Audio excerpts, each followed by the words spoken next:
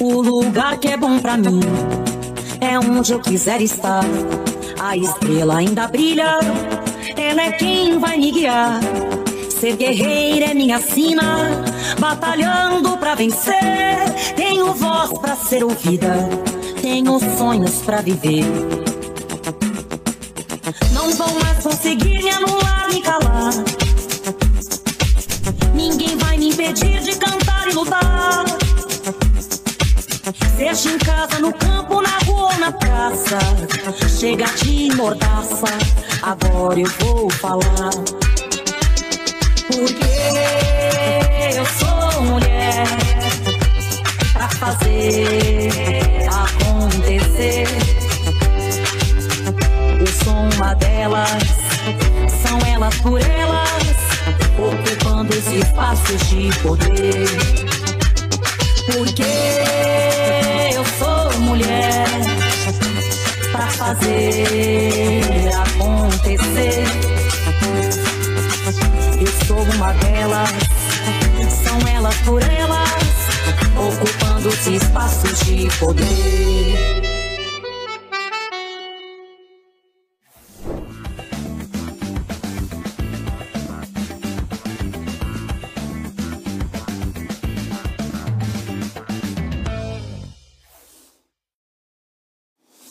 Olá, eu sou Sandra Sena, historiadora, ativista do movimento negro e coordenadora da TV Elas por Elas. Um espaço construído por mulheres petistas para fazer da comunicação a ferramenta de disputa, de diálogo e de formação de todas as mulheres no Brasil e também que não estão no Brasil, porque nosso programa já é internacional.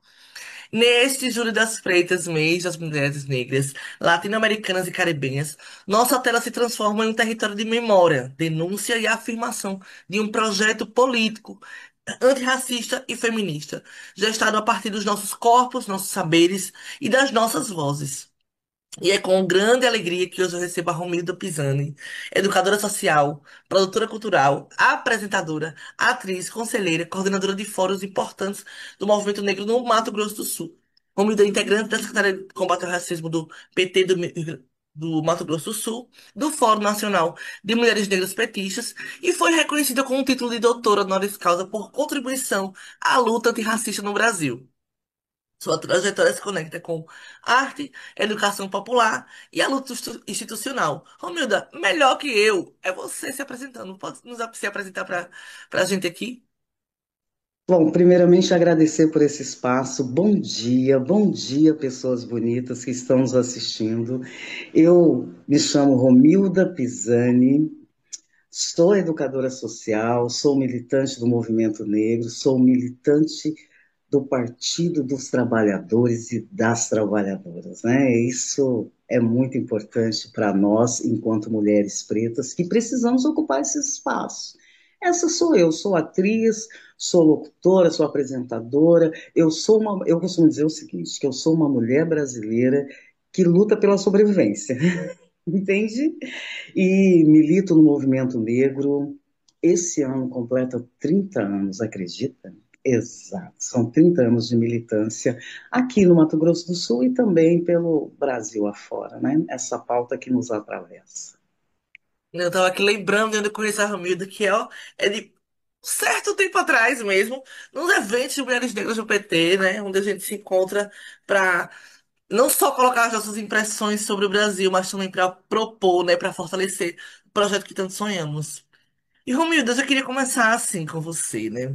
Hum. É, o que representa para você o Júlio das Pretas? Especialmente a partir da sua experiência no Mato Grosso do Sul e no movimento negro partidário. O Júlio das Pretas, para mim, o sentido, o significado, ele é muito grande.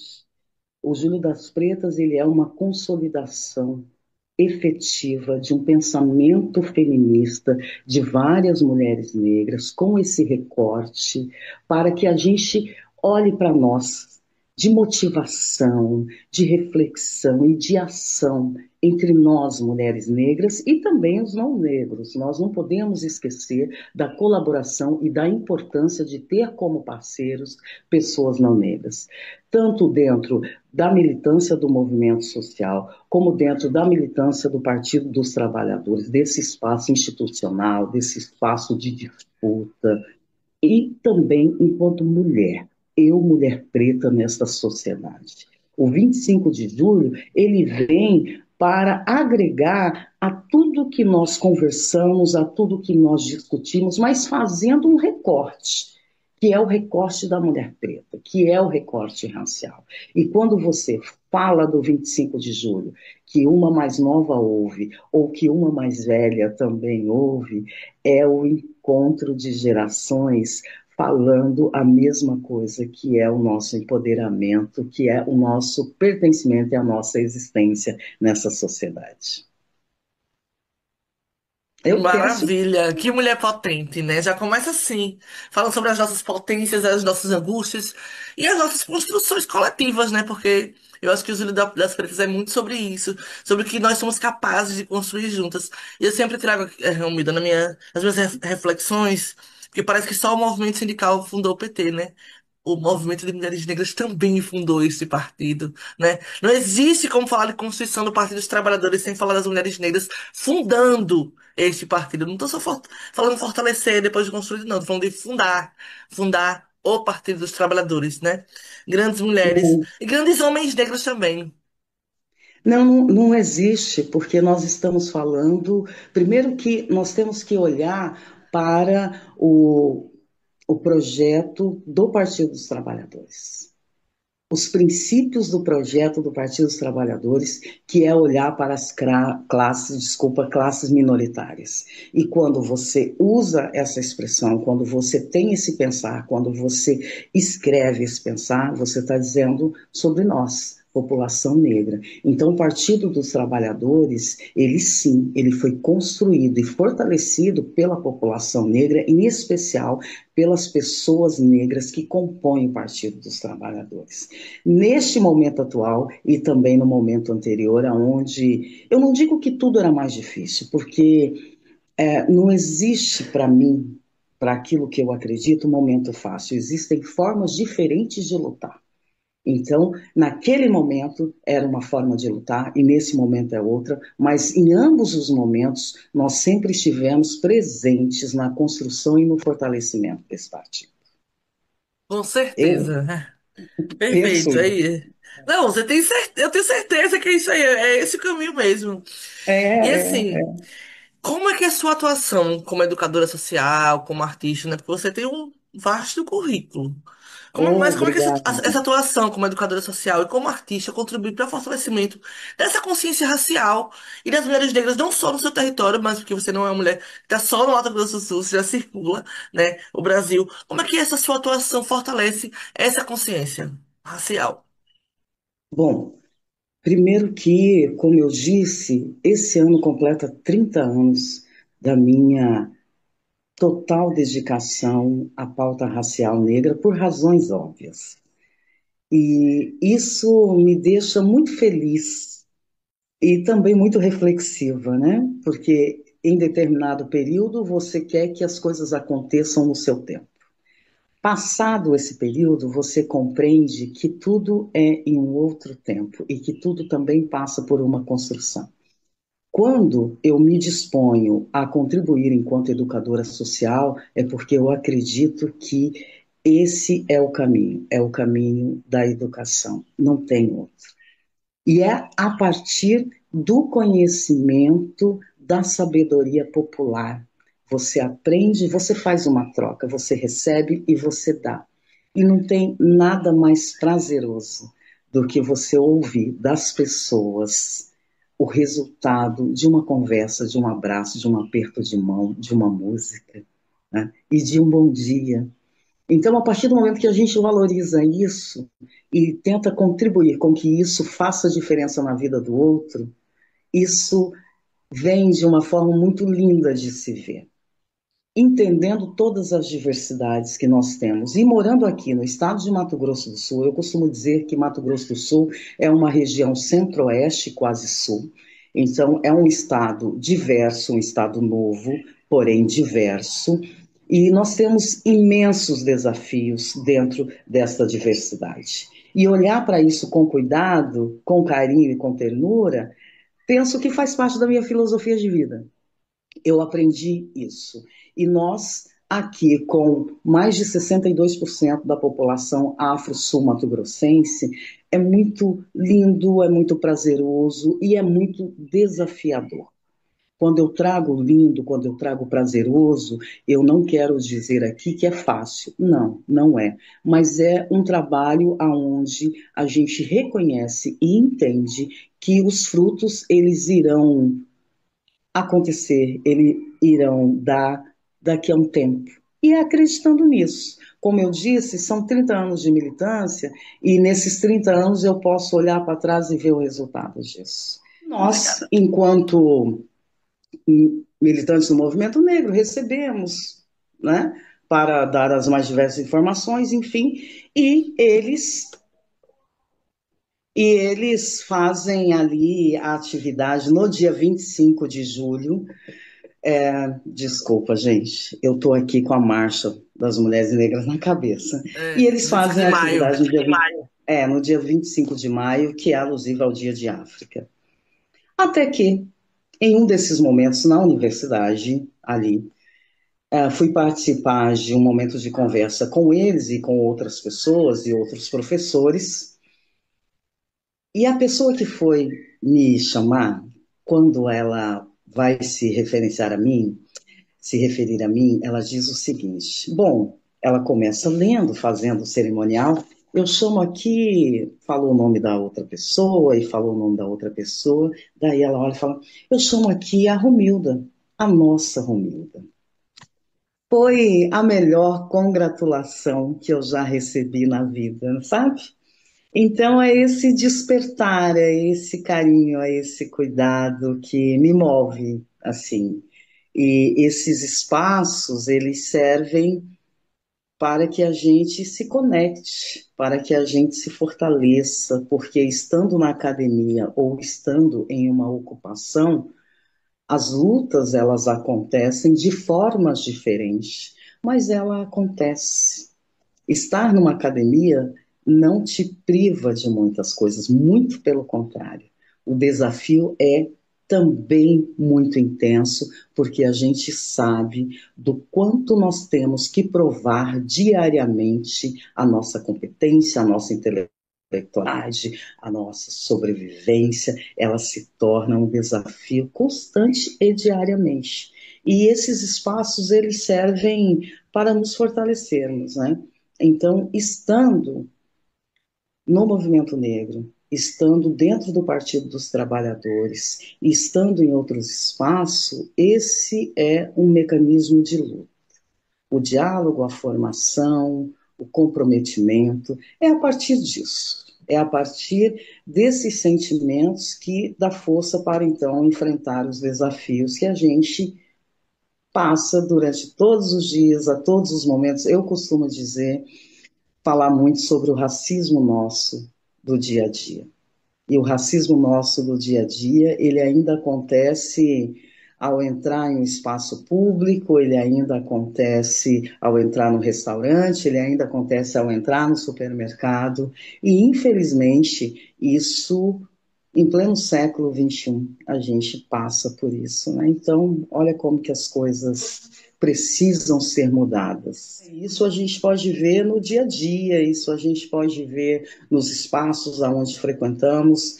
Talvez eu seja uma mulher aonde tenho alguns privilégios, mas esse privilégio não foi e não é à toa. Esse privilégio se dá a partir da luta, a partir do reconhecimento ou até mesmo não vou mexer ali porque ali eu posso ter problema, né? Romilda, então, para você, quais são os principais desafios e conquistas das mulheres negras do PT na luta institucional contra o racismo, né? Seja dentro do PT ou seja em qualquer outra instituição política onde nós, mulheres negras, ocupamos esses espaços.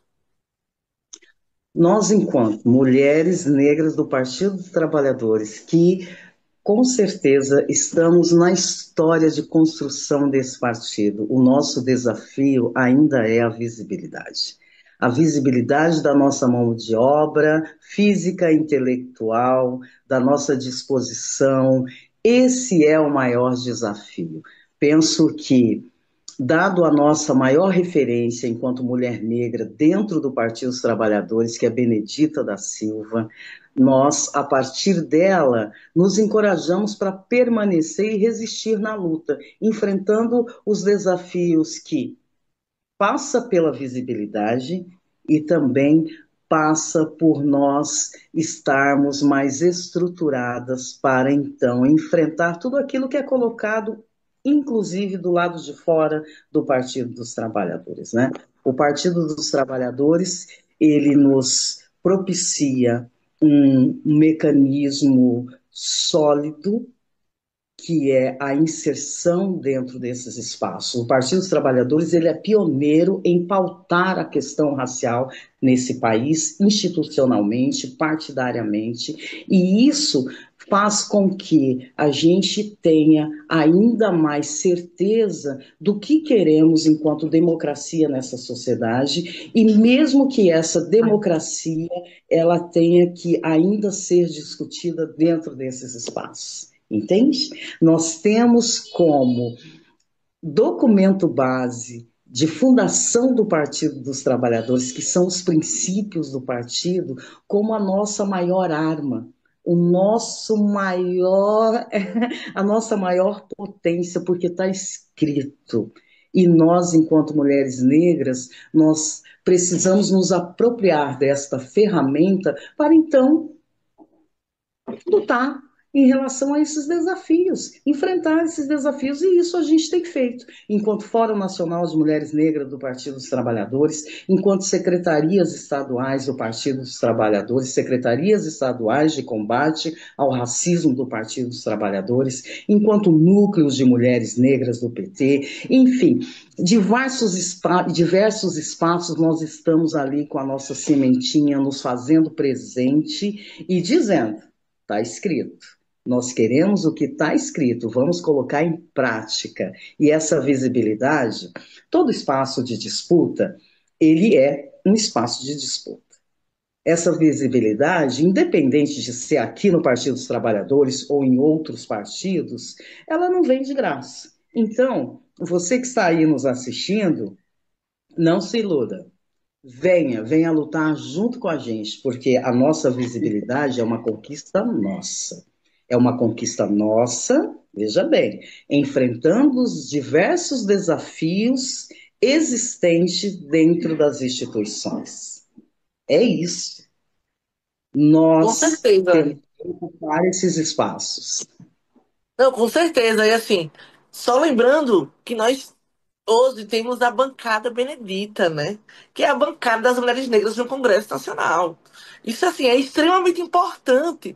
É uma construção que não se dá numa eleição de 4 anos. É uma construção política histórica do Partido dos Trabalhadores que leva tantas mulheres a serem eleitas e queremos mais outras mulheres negras eleitas tanto para a Câmara quanto para o Senado, né? Assim como para as câmaras municipais, para as assembleias legislativas, para o poder executivo nos estados e municípios. A gente quer a mulher negra em todos os espaços políticos. E a nossa luta se direciona para esse caminho, né? Isso que eu acho que por isso que é tão importante que o povo negro construa o Partido dos Trabalhadores, porque é o partido sobre as nossas, que dialoga sobre as nossas vidas, sobre as nossas expectativas, né?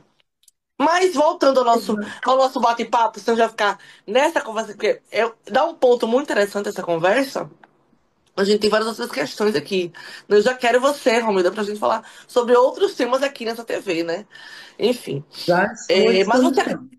Ai, ótimo, obrigada. Mas você acredita que cultura e arte tem sido levada a sério nas políticas públicas de combate ao racismo? O PT também se utiliza muito da cultura, das artes, como um grande mobilizador de sua agenda política, né? Mas você acha que a cultura e a arte tem sido um motivador para que as ruas, as escolas, as praças, enfim, todas as construções coletivas utilizem a cultura como uma ferramenta de combate ao racismo? Bom, primeiro que a cultura parte de quê? Historicamente, a cultura ela é libertadora, independente do partido. Eu costumo dizer que uma coisa é o partido e outra coisa são as pessoas que compõem o partido. Então, nós sentimos a diferença quando você tem na direção do partido nacional, municipal ou estadual, pessoas que são comprometidas com o que diz o documento do partido. A cultura, ela sempre foi libertadora e tendo no partido pessoas que têm essa compreensão, esse entendimento, isso contribui para que a gente possa fortalecer as políticas do partido, o pensar político do partido, entendendo que a cultura ela faz essa aproximação, ela liberta pensamentos e ela também te aproxima da compreensão de mundo. Então, eu acredito que o partido, ele tendo essa visão, ou melhor dizendo, as pessoas que compõem o partido, tendo essa visão, isso contribui para que a cultura venha para dentro do partido e que a partir da cultura a gente possa contribuir com que as pessoas se percebam enquanto sujeito nessa sociedade. Compreende? Porque o partido, ele politicamente, historicamente, existe um mito de que falar sobre política não é interessante. Mas, dado ao retrocesso que tivemos nesses últimos anos, entendeu-se que a cultura popular, que a cultura, ela é peça-chave para a transformação. Se hoje nós vivenciamos esse atual governo, isso também se dá às manifestações culturais existentes, populares nesse país, porque são pessoas que movimentam a cultura, que têm a compreensão de liberdade, de democracia, de participação social, que contribuíram para que esse governo hoje estivesse atuando. Então, a cultura ela transforma, as pessoas que compõem o partido têm essa compreensão e, utilizando de um instrumento e de outro, nós estamos contribuindo para o fortalecimento da cultura a nível social, local, mas também da cultura de emancipação. Entendeu? Cultura para além das manifestações artísticas, né? Uma cultura política, uma cultura de relações. E essa cultura de emancipação, eu gostei de usar isso.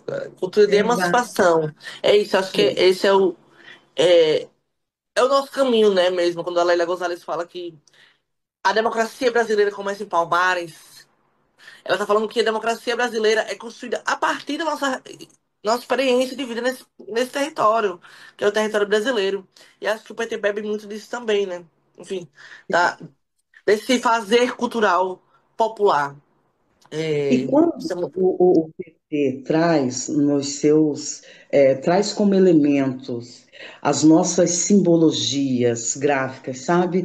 Os nossos Sim, adereços, as nossas cores, a nossa pigmentação de pele, quando ele traz a pessoa com cabelo black, quando ele traz a mulher não magra, quando ele traz essas pessoas que são gente de marginalizadas, verdade.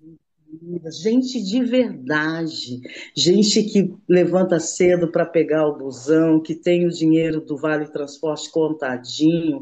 Quando essa conversa ela vem numa linguagem popular direta, nós estamos movimentando a cultura desse país, porque nós estamos conversando com gente de verdade e trabalhando para que essas pessoas se identifiquem e que venham para a luta junto com a gente. A cultura ela está em todos os espaços e de todas as formas. Cabe a nós compreendermos esse espaço e de que forma vamos trazer para que a outra pessoa consiga também ter essa compreensão. Perfeito. É sobre isso. O Partido dos Trabalhadores é sobre isso. Pulando para uma outra questão, enfim, porque você é meio coisa, né, mulher? Então a gente tem que trazer um pouquinho sobre várias coisas que você ocupa. Mas como conselheira municipal dos direitos da população negra no Mato Grosso do Sul, né? Eu nem sei como é o nome do conselho, porque cada lugar tem seu nome específico. É do povo negro mesmo? Aqui é Conselho Municipal dos Direitos da Pessoa Negra, tá? Assim, porque cada lugar do Brasil tem um nome. Tem isso. Cada lugar do Brasil. Sendo você essa conselheira, qual a importância de ocupar esse espaço de controle social e dessa decisão institucional? Porque o conselho é um lugar onde a sociedade civil não só se apropria do que está sendo discutido, mas como também propõe elaboração de política pública, né? Enfim, uma construção coletiva do que é ser esse governo, seja no estaduais, municipais ou governo federal. Para você, qual é a importância de ocupar esses espaços de controle social?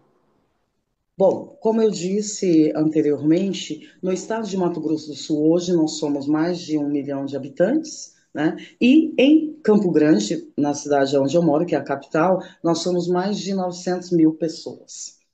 Dessas 900 mil pessoas, nós temos aí uma porcentagem em Campo Grande, mais ou menos, de 40 e tantas pessoas, 40 e tantos por cento de pessoas negras, afros, campograndenses.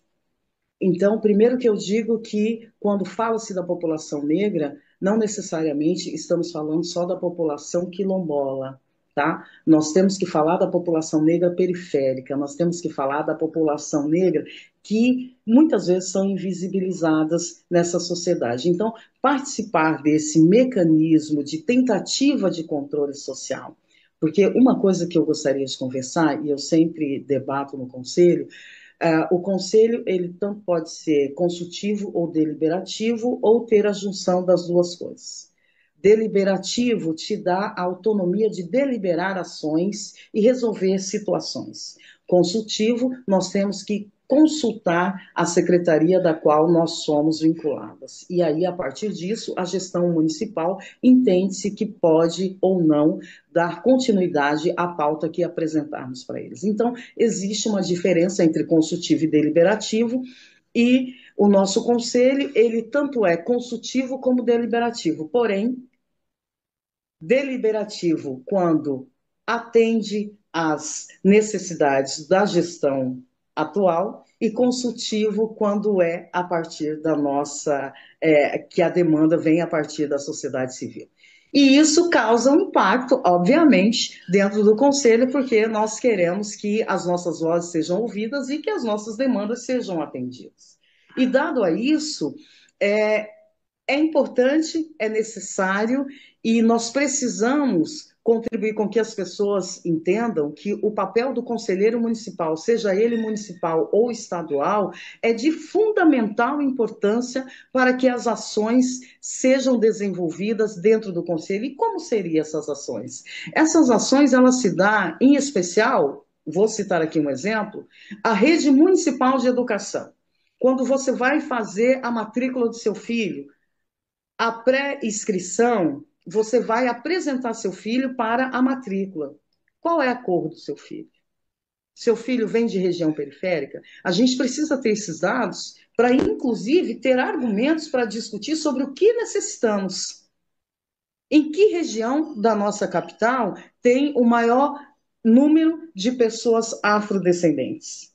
Aqui nós temos na região do Quilombo da Tia Eva, né? É uma região aonde não só no Quilombo, mas em torno do Quilombo, que nós consideramos a região mais negra de Campo Grande. Mas para falar isso, nós precisamos de dados. E o conselho ele vem para contribuir com que esses dados eles estejam visíveis para a população e que eles aconteçam, as pessoas que vão acessar esses serviços possam ali se ver. Se ela for buscar informações sobre aonde tem uma escola com maior número de negros, ela vai ter essa informação. Se ela for buscar informações sobre quais são as unidades de saúde básicas que atendem pessoas com anemia falciforme, ela vai ter essa informação. Se ela for buscar informação sobre aonde está tendo atendimento sobre o glaucoma, ela vai ter essa informação. Eu estou aqui me remetendo também à questão da saúde da mulher. a saúde da pessoa e da mulher, porque o glaucoma, a hipertensão, a anemia falciforme são doenças, né, que acometem mais as pessoas afrodescendentes. E o conselho ele vem para isso, ele vem para contribuir com que essas pesquisas, esses dados estejam públicos e que também a partir de públicos a gente venha buscar melhorias em relação ao atendimento para essas pessoas que precisam desses serviços. Essa é a função nossa. E aí eu digo que a população, ela seria importante ela compreender que a função de um conselheiro é muito semelhante à função do legislativo, muito semelhante. A diferença é que não há salário, viu, gente? Nós somos conselheiros e não somos remunerados. São poucos os conselhos municipais, estaduais ou talvez federais que remuneram os seus conselheiros. Mas nós estamos aqui prestando serviço para a sociedade. Perfeito, Romildo. Eu acho que já sei até qual é a sua próxima aula nessa TV, viu? A participação social, dados, produção de dados, porque assim, é muito importante que a gente consiga discutir essa produção de dados que a gente faz, né? De onde a gente ocupa, o que a gente quer. Você falou do exemplo da escola. A escola precisa registrar se a criança é negra, se a criança é branca, se a criança é indígena, se ela é quilombola, se ela é de terreiro. Porque esses dados fazem a gente elaborar políticas públicas. E a partir dos dados, a gente não consegue elaborar política pública a partir do nosso sentimento, porque não é suficiente. Mas é a partir dos dados. O que a população precisa, né? Então, a participação nos conselhos, eu sempre falo que, assim, é uma das principais tarefas cidadãs do povo brasileiro. Porque, assim, quantos países têm conselhos como nós temos? E foi o Partido dos Trabalhadores que garantiu esse fortalecimento de conselhos, conselhos públicos, né? Acho que o SUS é que nos dá esse grande exemplo de como é importante o conselho. Porque o orçamento do SUS se passa de forma deliberativa pelo conselho. Então, a gente também precisa lutar para que nos estados e municípios os conselhos de igualdade racial também sejam deliberativos. A gente também precisa dizer sobre como o orçamento para a população negra é investido nos nossos estados e municípios. Então, isso é extremamente importante.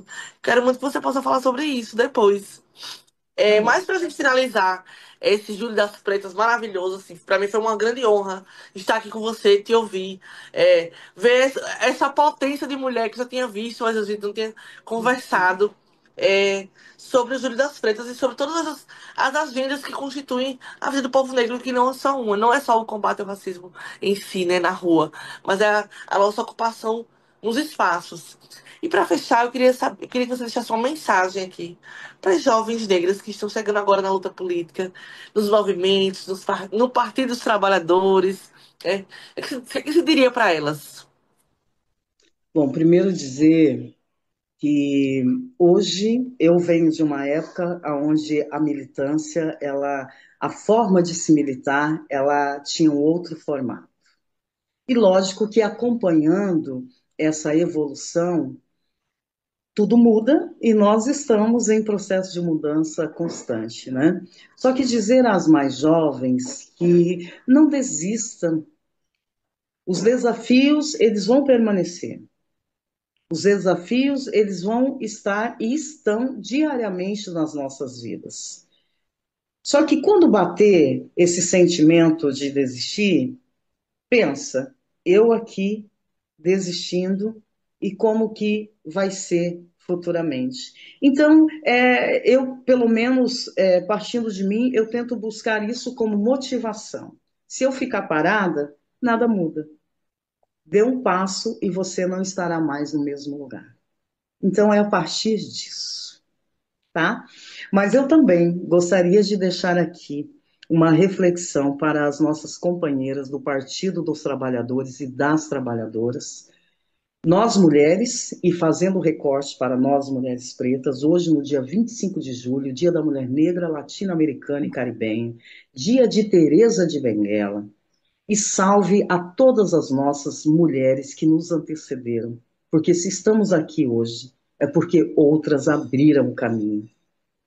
Dizer que esse espaço é o nosso espaço também, que essa luta, ela é nossa, mas também é deles. Esse espaço, ele é nosso. Não vamos deixar com que esse espaço deixe de ser nosso. E, dito isso, eu gostaria de convidar vocês a se engajarem junto com a gente na Marcha Nacional das Mulheres Negras, que acontecerá no dia 25 de novembro, em Brasília. Nós vamos sim fazer dessa marcha uma marcha histórica, essa que é a segunda marcha nacional. A primeira aconteceu em 2015, a segunda irá acontecer no dia 25 de novembro, em Brasília, e precisamos nos unir. Você, mulher preta, petista, procure aí um comitê impulsor no seu estado. Todos os estados brasileiros estão com o comitê impulsor, estão se articulando, e nós, mulheres negras, que pautamos a questão política partidária, não podemos deixar passar esse momento. Mesmo que você não possa ir, mas você pode fortalecer a pauta. Frequente as reuniões do Comitê Impulsor, ajude-nos a mobilizar as nossas mulheres para estarmos juntas, ecoando numa só voz sobre reparação e bem viver para nós, mulheres pretas desse Brasil. Maravilha, Romilda. Muito gratificante ouvir isso, mas também é muito fortalecedor, né? Para que a gente possa mobilizar todos os espaços, assim, e para que a gente traga o maior número de mulheres negras para Brasília, para que a gente consiga fazer uma bela marcha, mostrar que o Partido dos Trabalhadores constrói a política de igualdade racial nesse país desde sempre, desde o seu nascimento, né? E esse é o nosso papel aqui, nesse momento. Eu agradeço demais a sua presença nessa roda de conversa, nesse bate-papo muito bacana. Agradeço toda a equipe da TV Elas por Elas, a todas as pessoas que nos assistem. E foi para mim foi uma honra estar aqui e te ouvir. É isso, muito obrigada. Obrigada.